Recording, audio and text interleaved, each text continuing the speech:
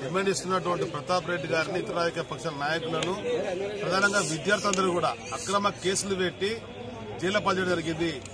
Bail తీసుకుని పెట్టిన తర్వాత తిరిగి మళ్లీ కేసులను అదనపు సెక్షన్లు పెట్టేసి ప్రతాప్ రెడ్డి గారిని 307, 353 కింద జరిగిన సందర్భంలోనే తెలుగుదేశం పార్టీ రాష్ట్ర ప్రభుత్వం డిమాండ్ చేసింది. కేసీఆర్ గారు ఇది న్యాయం కాదు, అప్రసాద పద్ధతిలో ముందుకెళ్తున్నావు. ప్రతాప్ రెడ్డి గారిని మీద పోటీసినటువంటి వ్యక్తి తెలుగుదేశం పార్టీ ప్రతినిధిగా నేనే స్వయంగా అధ్యక్షుడు పంపించడం జరిగింది. కనుక వెంటనే అదనపు శిక్షణ పెట్టినటువంటి 307, 353 ఎత్తివేయాలని చెప్పని బేషరతుగా విడుదల చేయాలని మేము డిమాండ్ చేసినాం. సమయం ఇచ్చినాం.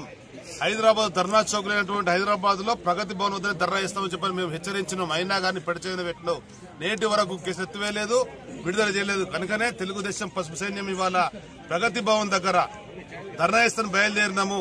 జీర్ణించుకునేటువంటి వారిని ఇలా పోలీసులను పెట్టి అక్రమంగా అరెస్ట్ చేసి వివిధ పోలీస్ స్టేషన్లలో గోషామల్ స్టేడియంలో మా వాళ్ళందరూ కూడా నిర్బంధం జరిగింది. మీ నిర్బంధాలకు భయపడేది లేదు, అక్రమ కేసులకు భయపడేది లేదు, జైళ్ల పరిస్థితులకు భయపడే సమస్య లేదు.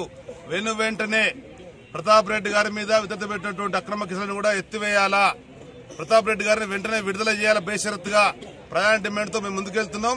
మమ్మల్ని అరెస్ట్ చేసినటువంటి పోలీసులు కూడా మేము చెప్పడం జరిగింది, మీ అరెస్ట్ భయపడి మేము వెళ్లిపోయే వాళ్ళం కాదు.